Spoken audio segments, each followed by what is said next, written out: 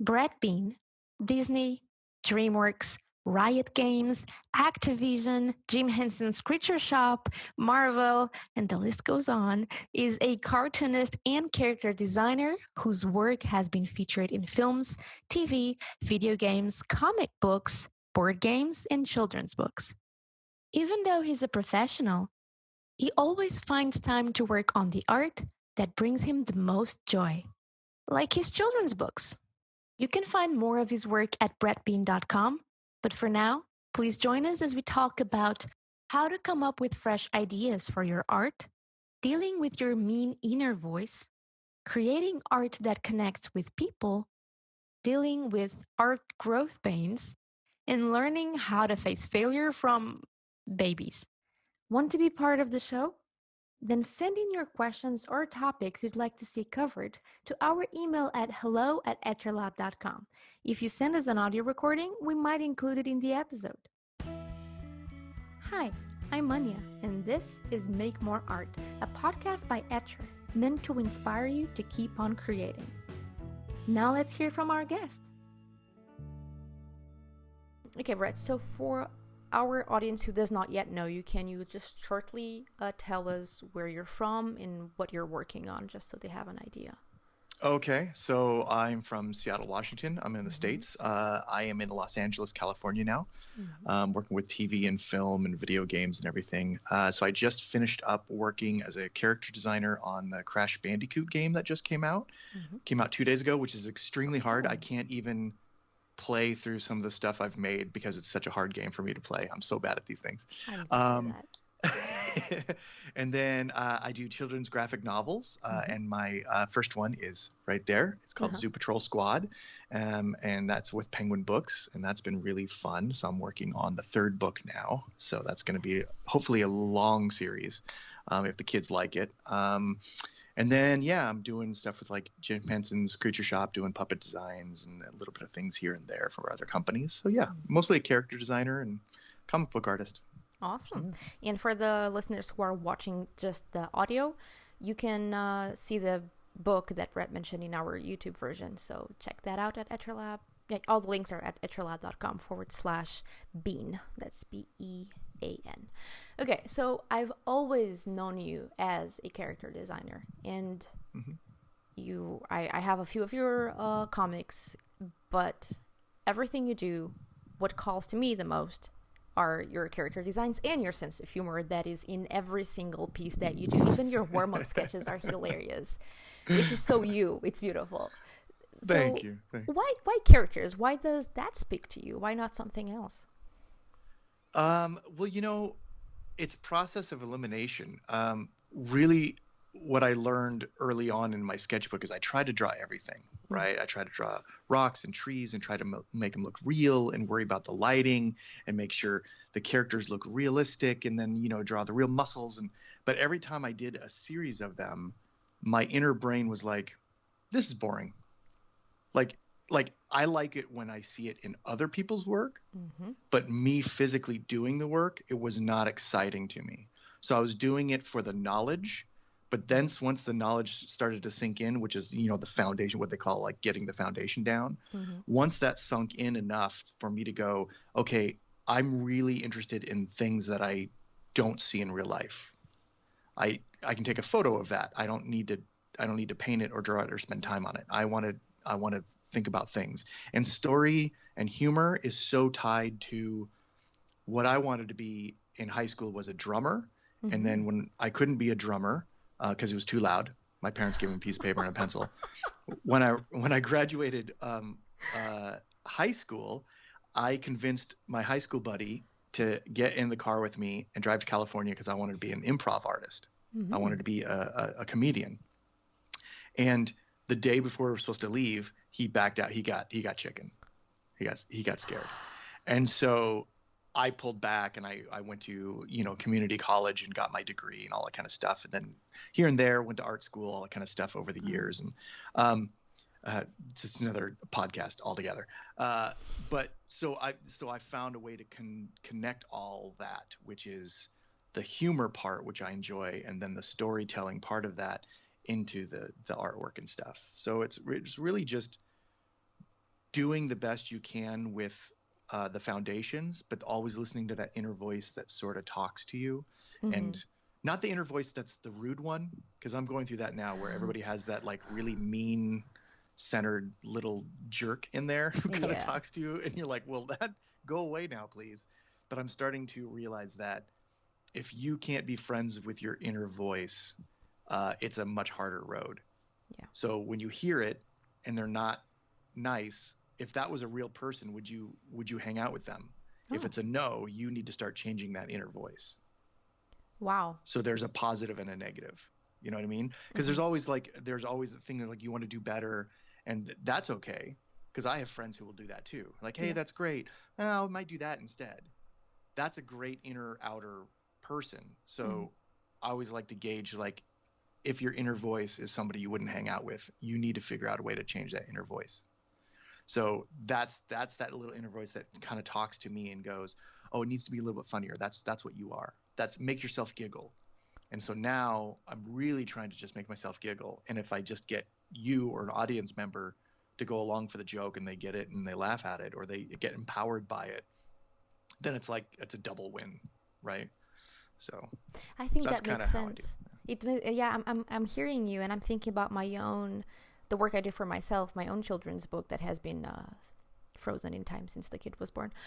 Soon, book, soon. I will get back to you. I promise. It's just simmering. It's just simmering. It'll get.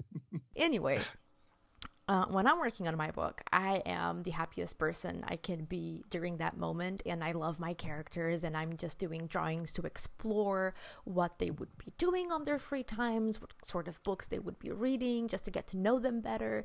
And I find Mhm. myself smiling while I'm drawing. Like I saw a friend pass by me, and she was seeing me draw, and she's like, "Oh, what's so funny?" And then I realized I was smiling, like, "Oh, I'm sorry, I'm just doing like these quick sketches." And she looked at it and she started laughing. She's like, "Oh my god, this is hilarious." So what you're saying, I think it rings true to me and to a lot of people, which is if you're doing something that in your core feels right, if it resonates with you and it's honest, then it will most definitely resonate with so many other people, because honesty sadly is not something that we see a lot of.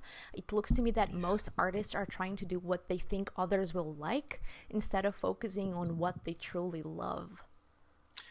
I absolutely agree. So when people ask like, the appeal thing, everybody talks about like what's Yeah. appealing. To me, there's a big difference. People chasing the appeal of something looking finished and polished and nice, Mm-hmm. and the and I think of appeal as something that is truthful and honest that you can see, and it's a one-to-one translation from a real emotion. Mm-hmm. So I think appeal is much more, because even villains can be appealing, and it's Yeah. not just a nice design. There's something in there that resonates and you go, oh, I know that person, or I've seen that person. Yeah, yeah, yeah. That So appeal is a much more different. There's an inner core to that appeal compared to just trying to get that nice polished, like, you know Hollow shell. yeah. But that's the hard thing is like online and schools, we can teach skills, but you can't teach that inner part. The inner part has to be a specific to journey from you from within, Mm. and it's not teachable, it's not gradable, it's not something anybody can talk about, because it's not perceived on the same thing as skills, where it's like, learn to draw a circle better. Okay, we use these shapes because of this. We do these colors because of this. But translating that into your own vision and your own reason why you do a certain color or a certain shape is such a personal thing that it gets lost in translation, I think, a lot of times for people. That is so true. When I went to a children's book fair in Bologna a couple of years ago, I was running around from booth to booth to get feedback from art directors for children's book, and I heard a little bit of everything. I heard people who got what I was trying to accomplish and said, "Oh, I love how you're keeping your color palette so limited. It makes sense for your story and what you're trying to tell." And then I saw Mm-hmm. people, art directors just looking at my book like it was a piece of trash and saying, "This has not enough colors. Kids love colors. This is not for kids. This is not okay." Right. And I'm like, okay, maybe I approached the wrong person, because obviously they have a bunch of books filled with colors and that's their thing. They're not trying to see what I'm trying to make and what I'm trying to say. They're looking at what they sell, and it's not a good fit. I should have thought about it a little bit better before I approached this person. Duh. But looking at the other side of the coin, so there's what you were talking about that is extremely admirable and so rare, which is do what truly speaks to you. And then there's the skill set. And you said it, you can do those characters, that kind of stylized art that you do, because you spent so much time studying, anatomy, how muscles work, how people turn, how animals turn, and that's a lot of work that is not fun. I mean, some people find it fun, but I don't know very many. Yeah.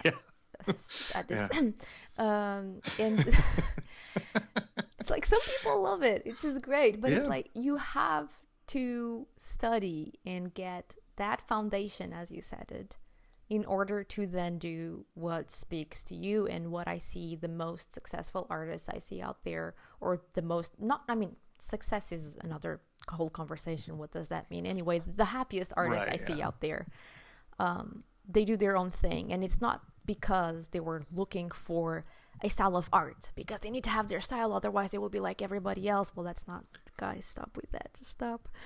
Whatever you're doing, it's yours. Just don't chase after a style. And it goes a lot about what really speaks to you. But they are able to do that because they spend so much time practicing and practicing and practicing the foundation. So then they can use that knowledge to translate into what speaks to them. So in that aspect, you said something that I've never thought about before. Sure, we can teach skill, we can teach practice, you can teach technique, you can teach all of that. What do you think we can do to help teach that other side of the coin, the, bringing your inner self out? That's interesting, because I would be a gajillionaire if I could really truly put that down into a little box and sell it as a product. I would. I would say you can try to make it easier to wander and wonder in your mind. So I think that nobody can teach you what to think or how to think, but I think you can create an environment to where you have more opportunity to do that. So I was just talking to a buddy who I'm working with on a video game, and he just flat out asked me, he's like, how'd you come up with that? I was like, why, how did you do that? And I went step by step. I was like, well, I thought about the subject matter. I said, I don't know enough about it. And then I went and did research, and I just doodled as I read on Wikipedia about it. And I just started to ask myself questions. So I think being able to wander in your brain, you have to turn off Facebook, turn off video games, turn off Facebook, all the social media stuff. Yeah. You really have to do that, because you can't wander until your mind is bored. Meditation. So you have to, yes. Meditation actually sounds very on purpose. Like meditation, I usually think of like when I meditate, I'm actually thinking on purpose things. Okay. Like I'm not clearing my mind. I'm actually, but of course other people might meditate and go, oh, I'm just going to clear my mind. I think a meditation is like, I'm trying to slow everything down. I'm concentrating on breathing. I'm trying to slow things down so I don't have anything happening in my mind. But when I think of being bored, I literally just can't have anything that stimulates, because that's when my mind starts to ask myself questions or come up with something and go, oh, that one guy who was in line at Starbucks was really funny. I wonder what his story is.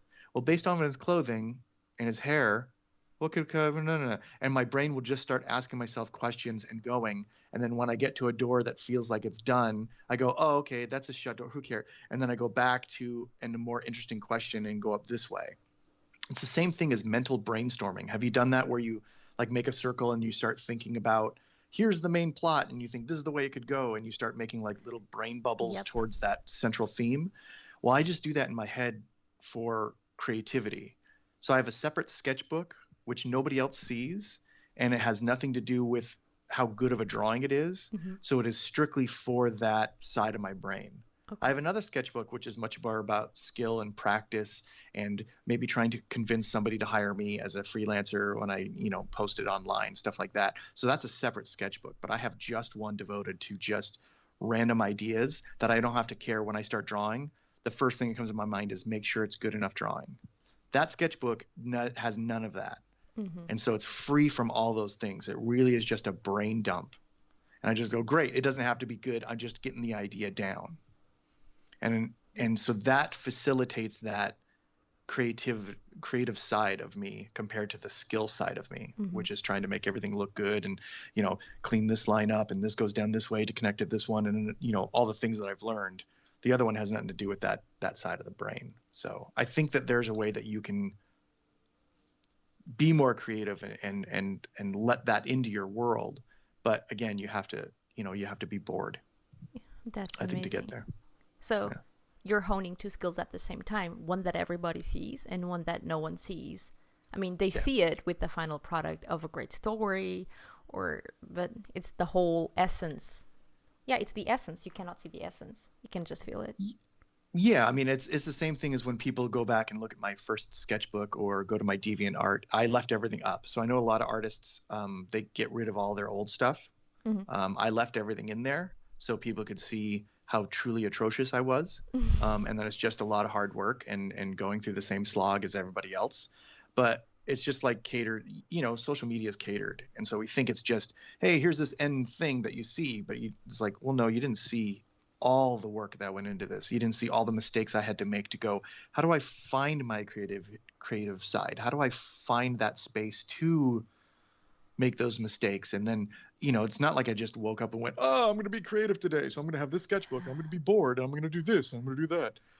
It's all just, as long as you're aware of where you're at and how to fine tune things as you go, you just can't go on, I call it autopilot. You just can't go on autopilot. You can, because you're getting out of a crisis, like especially now in like COVID, I'm on autopilot a lot because Survival. I'm just trying to I'm trying to get through the day. I'm trying to get through stuff. So this is a different environment than we would normally be at in a creative world. And we got, tumultuous times. But outside of that, just being aware of not letting yourself go on autopilot is a big deal. Because the world wants you to go on it. Yeah. It wants you you to only just realize consume it when you're things. You just see it when you're in your deathbed, and then you look back and more than half of your life was autopilot and the rest was while you were asleep, and the precious moments are so rare because that's when you were not on autopilot. This is like a life wake-up call to everyone listening. Live your life. Get out. Live it. Get out, but with masks, please. Get out. Yes. Socially distance out. So because you are a professional artist, I'm curious to know how you separate art as a job from art as your personal hobby when you just feel like doing art for the sake of doing art. Well, the clear separation is nobody can tell me that was wrong. I mean, the clear separation between a professional and an amateur, and somebody who's doing it for a hobby is there's nobody there who can say, fix that, do that. I truly, as a professional, I like to think that they pay me to tell me what they think. Yeah. That's the difference. Because 90% of what any of them would say on any other day, I wouldn't take it. I'd be like, okay, thanks. So they're basically just paying me to say, I don't like that drawing, fix it. Oh, how do you want me to fix it? Do it like this. Okay. I'll do that because that's what they're paying for. Exactly. They're not paying me to be me. They want my skill because they can't draw themselves or they can't write or they can't storyboard, whatever it is. They go, I can't do it, so I'm going to pay this guy to do it. So they're basically paying you to get what they want out of it. Yep. So I, over the years, and it's not easy. At first, it was, everything I do is precious, and it's just here it is. It's who I am on a wall, and then somebody comes over and goes, rejected. Yeah, we had stamps, and it was like, ooh, brown star, not a gold star. That's wrong. But once you get past that, and you realize that that's why you're paid. You're not paid to get your ideas down. You're paid to get their ideas down. Yeah. And if you didn't get it right the first try, you go and you try again because that's what the job requires. Exactly. And then that's why you always have your own projects. That's why I have my own, graphic novel that I finally got produced. That's why I draw on the side, is because that's the art side. That is me going, okay, now it doesn't matter what I do, which is hard in a social marketing driven world to drown out. I need more likes. I need more hearts. I need more thumbs ups. I need more tweets, because you're following the wrong thing. Yeah. So you got to find your audience, not all audience. You can't get all audience. That's a race to the bottom. Yeah. And it's soul crushing. And I can say it from actual doing. So there is nothing here that I'm talking about that I haven't actually gone through and made all the mistakes and went, I am miserable. Why does this suck? Why does this feeling? Why? I went through all of it. So don't feel like anybody's alone through this, because we're also a giant experiment. The internet is born in our age. We are an experiment on how this is working. It's working good in some places. Some great things can happen with social media, and it's being horribly used as well. Yeah. So you have to think of this technology as so new that we are still in the middle of figuring out what it's going to do to us as a human race, good and bad. So it's trial and error. So as long as you are thinking about these things, not going in autopilot, you can start to control and shift and move things. So you're not like the captain on the Titanic going, hey, there's an iceberg ahead. You can actually see it way ahead and go, that's a bad ending. So let's turn left. Just look to the left, scooch to the left, and then you'll be fine. Avoid the iceberg. Yeah, avoid the icebergs, right? Get the hell out of here. Exactly. So I think a lot of it just comes down to that for me. So I'm sorry, that was a rant. No, Sorry, that's what this podcast is about. It's all about that's why I told you, don't worry about the theme for the interview. We'll get it. We're in it. Nice. This is great. Because most of our audience is comprised of hobbyists, what I have to say is, if you're a hobbyist, great. You don't have to worry about any of that. You please focus on having fun. Yes, it should be first and foremost. You should be able to find the fun, even in the struggle. You should be able to find the fun in that struggle. Yeah, because it's the good kind of struggle, right? It's like, if you're struggling, it's because you know you can do better and you know what you want it to look like and you can get there at whatever time is most convenient to you, because you don't have to monetize for it. I think it's the best part of being a hobbyist, as an art hobbyist, is that just focusing on the growth if you want that and have fun with the mediums. Speaking of mediums, if you can make peace with it. If you can make peace with not being where you want to be and knowing that you have to slog through learning hand-eye coordination, learning how colors work, learning how things mix. So you have to be okay with that part of the journey. It is a hard thing to accomplish, though. It's much easier on the other side of it and go, oh, well, all you have to do is not be so hard on yourself when you're, drawing and you think you can do better. Yeah, it's like you just have to be okay with the fact that you have to stink before you get good. Yeah. And that took me a long time to realize. When I went to that Bologna Children's Book Fair, I got a bunch of slap on my face and realized a bunch of things that I have to improve in my work, and that's fine. And I'm fine with that now. And I have a lot of work to do, but I know what to do, and I'll figure it out. So I'm not stressed about that anymore. And nice. You summarized it well. It's a process, not being okay with not being good enough. It's not hard, but it's so worth it, because it's such a big weight that, came off my shoulders when I realized that. And you get better faster for it too. So when you realize that it's part of getting good is to be bad, it gets easier to get there faster, because you get less tense about it. You get less tense about that one drawing. That one drawing or that one thing that you did will not define you as a hobbyist or you as an artist, but it's part of the collection of everything that is going to make you your hobby, your career, your whatever it is you decide to do. It's all those mistakes add up to the success. Exactly. It's like anytime you learn something, you have to suck at it until you get there. I mean, even my sweet baby, who is somehow asleep at the moment, thank you. It's been a whole day fighting with me the whole That's day. great. Finally, he's asleep. Well, what have I done? Maybe he will wake up in like 30 seconds. Yeah, like, you just kind of like, it's not gonna rain today. like he's trying to get up. I mean, he's tiny and he's trying to sit down. And every time he tries, he fails. And guess what? He's not crying for it, so we shouldn't push ourselves so hard as well. Yeah, I mean, that's a perfect metaphor. I always say, like, you can't learn to run until you walk. You can't learn to walk until you crawl. You can't learn to crawl until you sit up. And so all you have to do is watch a baby and see all those stages and go, miserable fails, but gets right back up and tries again until eventually they're running around doing everything. It's crazy. And mine just woke up. Of course. See, you did it. See, you did it. I said it out loud. I ruined it. Talking about art supplies and skills and such, what are your preferred? What is your preferred medium? You know, that's tough because I have them for different projects. Like right now, I am completely, utterly in love with real traditional like brush pens and ink, and then using whiteout and screen tones. I'm like on a huge kick right now. But years before that, it was nothing but orange pencils and black wing pencils. And then before that, on animation paper, I wanted it as smooth as possible. So I go through these stages of discovery because I try to fool myself every year or so. Again, it's that autopilot.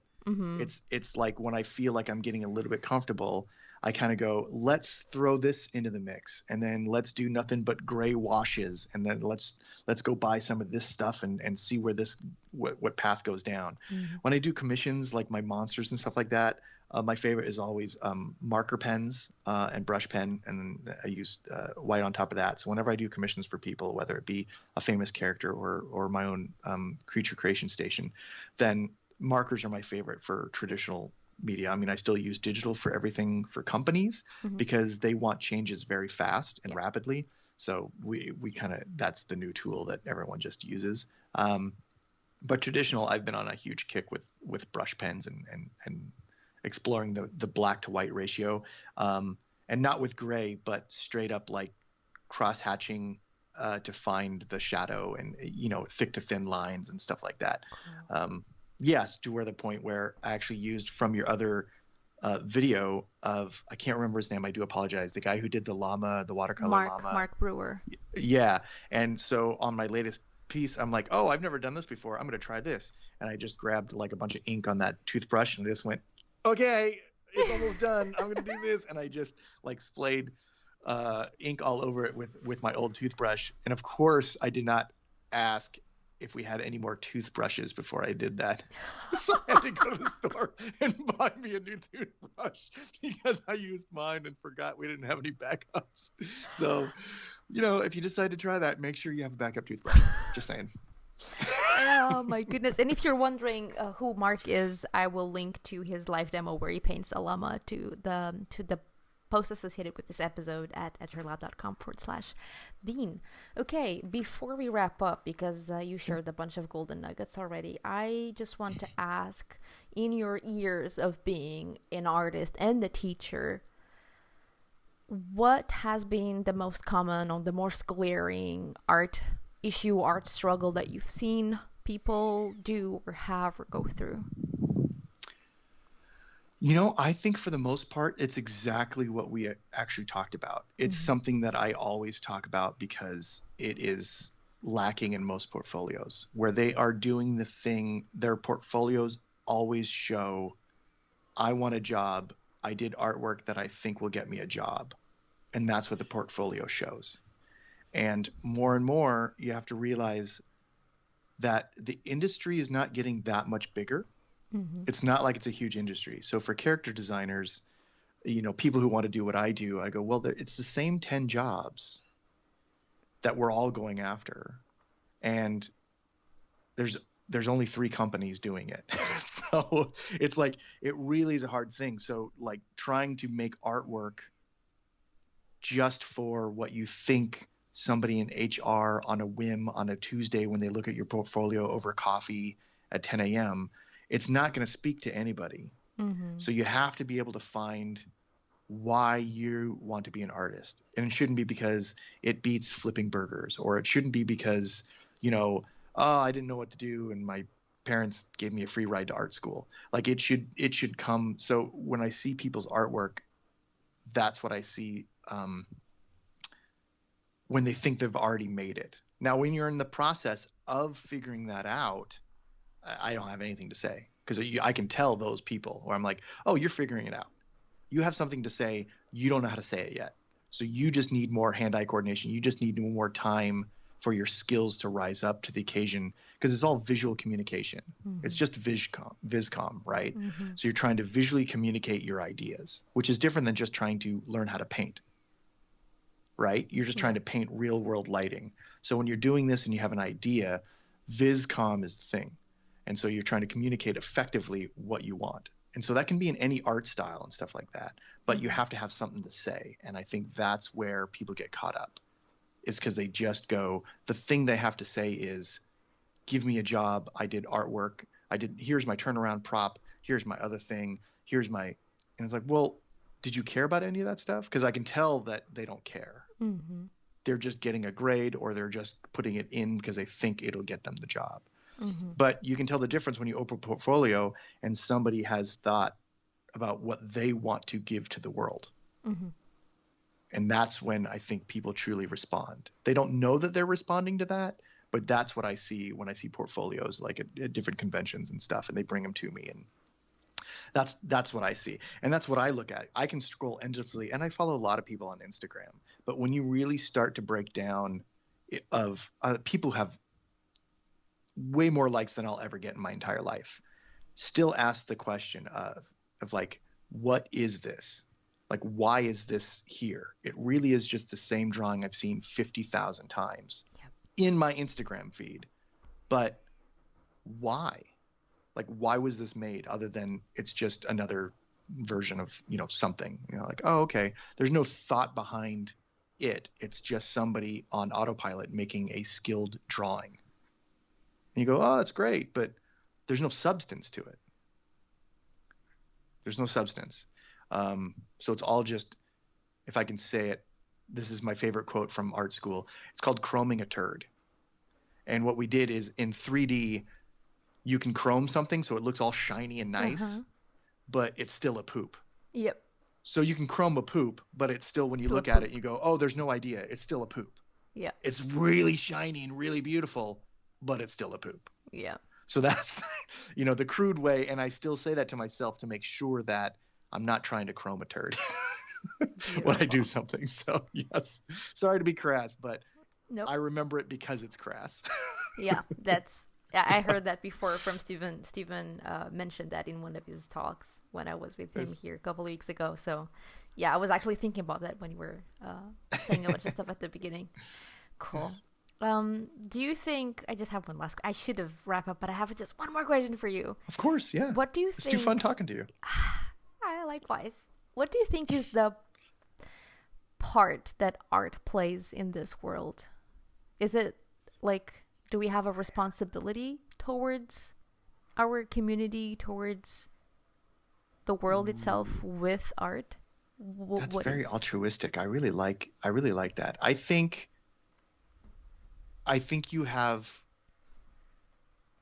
once art is out there, it's no longer yours.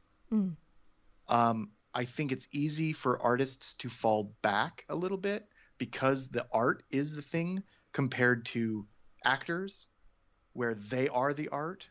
So they're always being perceived in a way. We have an ability to kind of stand back from the piece, where a lot of people don't even know what any of us look like, unless we're on podcast videos and stuff like that. But most people don't know what a lot of us look like unless we show that. So I think that there's always a sense of, it's a reflection of who you are. So I think when your art is, because I know a lot of good people that show very horrific, like evil-minded, twisted things, right? And I don't think they're bad, but there is definitely an audience. But as long as you are real to that audience, then I think that's the important part. So it's not like, You just have to, you're signing a contract with them. Mm-hmm. And you're saying, this is what I'm about. Now, if I turn around and I tell you, like, I have fooled you into, oh man, there's a lot of like just directors and stuff. We can talk about this ad nauseum, but there's a lot of directors who fool you in saying like, this is who I am. This is what I stand up for. I'm a big proponent of, female empowerment, all this kind of stuff. And then you learn the entire time, you know what I mean? Yeah. Then you're like, oh, you've broken the contract between the people that have decided to follow you and not. So as long as you're upfront about it, I want them to be upfront so I can go, great, I don't have to like you. I don't have to watch your stuff. I don't have to support you. Awesome. I can't stop you from being you. Mm-hmm. We're on this planet all together. So I can't pretend that you don't have a voice, because if I want my voice, I have to let you have yours. Mm-hmm. But as long as you're authentic with your voice and you are who you are, I don't think you get in trouble in the same way. Yeah. So I know that there are some people that I don't really like as people, but they are upfront about it. Yeah. And I go, great, you're going to have your people, and that's awesome. Yeah. And I don't have to be one of them. That's great. Yeah, I don't have to exactly. deal with you. So I think that there's always a balance between being a shifty personality and trying to fool people into thinking you're something you're not. Mm-hmm. And then like, I remember when I got to Hollywood, I had a mantra on my Cintiq, and it said, try to prove that nice guys don't finish last. That was it. I had that on my Cintiq because I saw how easily Hollywood changes people. I saw how easily people networked and they try to get their way by, it just takes a little thing here, and then you decide to do a little bit more, and then you get deeper and deeper into that thing. So I definitely think there's a contract between you and your audience, or the people that believe and follow you. But as long as you are authentic to who you are and you're not faking it. Yeah. Some people are going to be stronger with a certain movement or the BLM, whatever it is, women's rights, whatever it is. And I think that's great. And some people just aren't there. They're introspective, or they're just, they don't come out with it like that, and they're just trying to do their thing. There's no right or wrong in my mind with the people not choosing, because they're just not comfortable with it. As long as you're true to yourself. So if it's true to them to go, I'm uncomfortable talking out loud about it, I go, okay, that's great.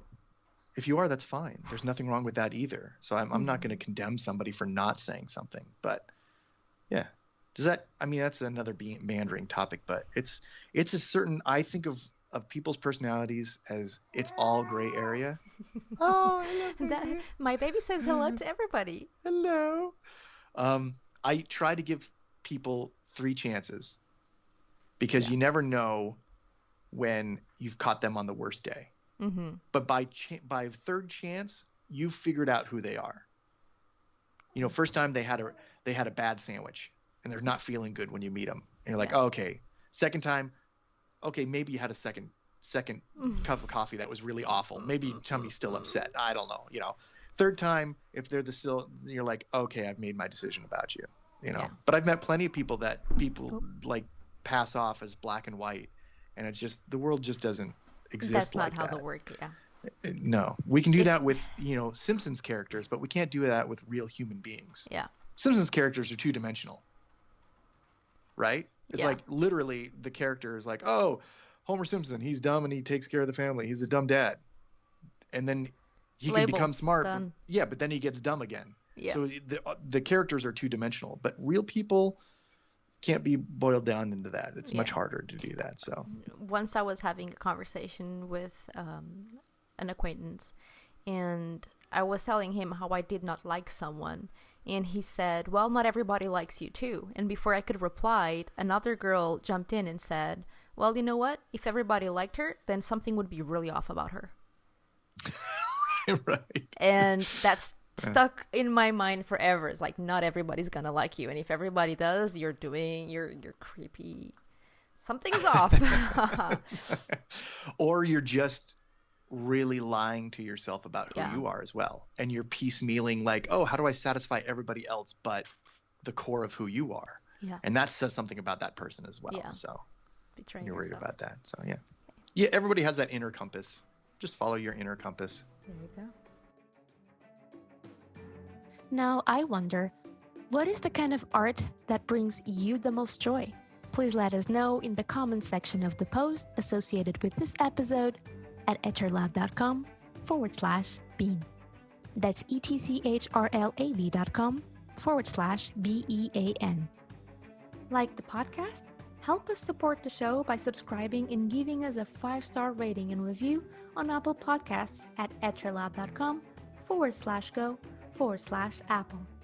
See you in the next episode, and until then, let's make more art.